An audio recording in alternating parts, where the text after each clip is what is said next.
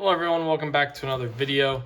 Got more sales and purchases to go over. Let's go ahead and start off with our sales. We'll start off real quick with some of the lower end ones and we'll get into the slabs. So we've got Yuki Tsunoda helmet, got this in a lot, sold this for $3, nothing special, but the helmets definitely do sell.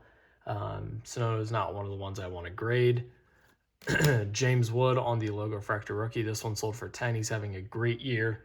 I'm actually not PCing, but I've got displayed up on my wall his 2025 top Sapphire rookie. I think that might be a good hold for him long term, and it looks good.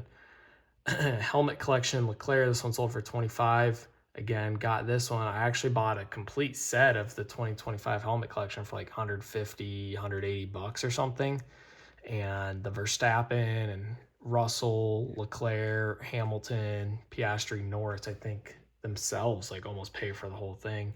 Obviously that Checo was from it too, $8, but $25 on that one.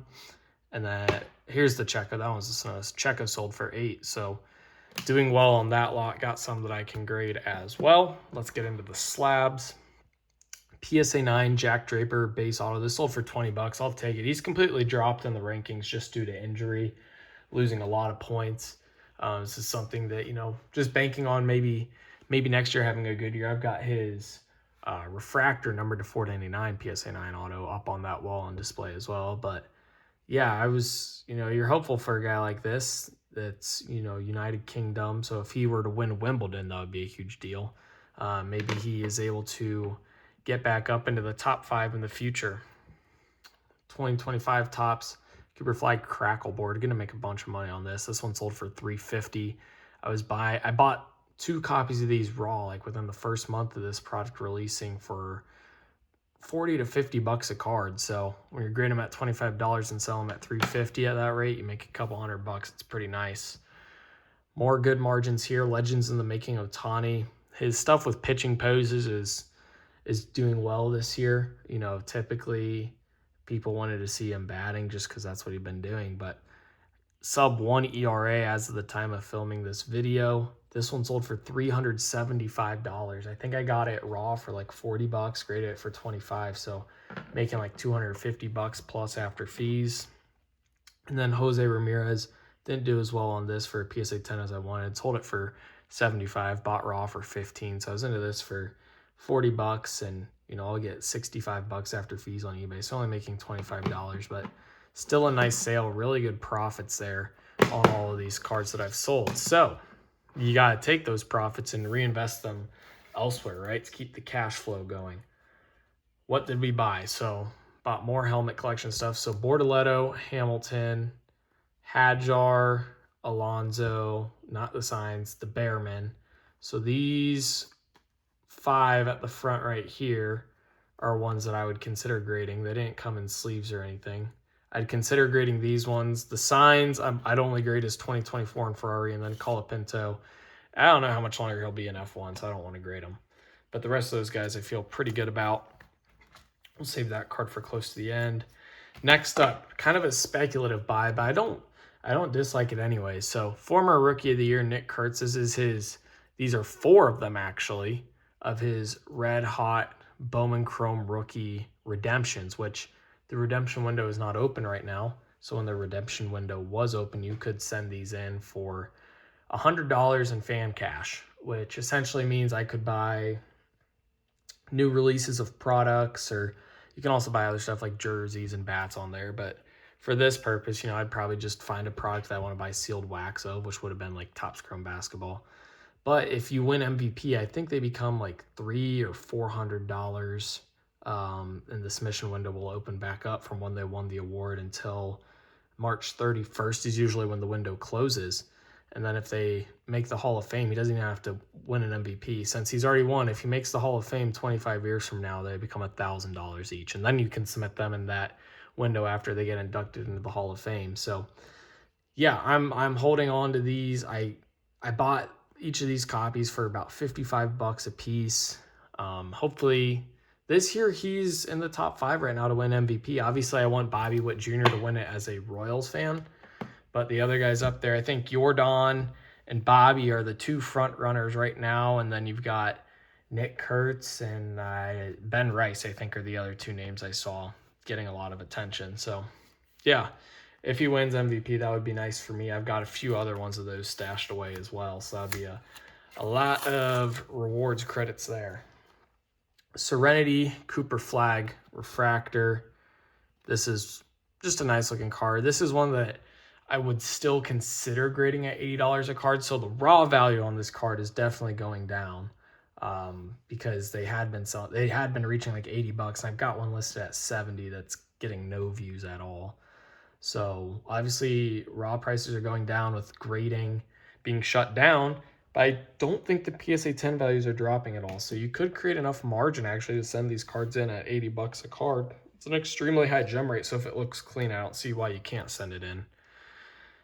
This is a card here. Man, if this card is clean, this would be huge. Even just to get a PSA 9 on this would be nice. But the 2008 Topps Chrome LeBron James. Usually I just have the Topps paper. This is the Topps Chrome.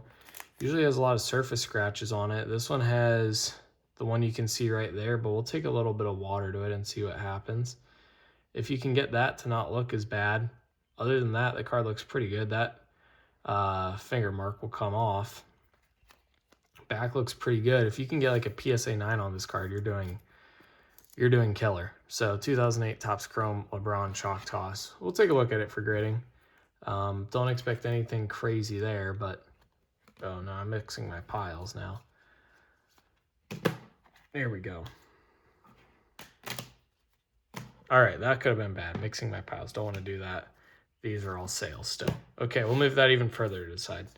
Don't mess that up. Another helmet card, Fernando Alonso. These are like $3 to $4. I sell them for $4 to $5 if they don't look clean enough, which are break even to $1 losses, which is okay when the PSA 10 sells for like 100. So this is one that I'm buying right now. I am getting ready to grade. I'm putting it in sleeves. I've got a stack of cards, off to the side over here, or a little bit further than over there, of cards I want to grade, that when PSA reopens, now I've already got inventory to send in. I think that's the way to attack it. You want to have inventory ready to send in, because if PSA opens and I'm one of the first 50,000 people to send their cards in, 10,000 people, I don't know how many it would be, I am now getting myself to the front of the line instead of needing to acquire cards that I'd be comfortable sending in at a dollar amount. This one I don't know exactly what to do, so I'm assuming that that's a printing error right there on the gold geometric. I want it for pretty cheap. Is this one that I hold? If it was Topps Chrome gold geometric, I think that's a long-term hold for me. Yeah, I think I'm gonna just have to hold this. It's Bowman, so it's not top, so I don't think it's gonna hold the same value long-term that a lot of the golds and the gold bases from paper, and then from Topps Chrome that I'm trying to buy of these stars and whole. I think those will have great long-term value. I'm not sure about this.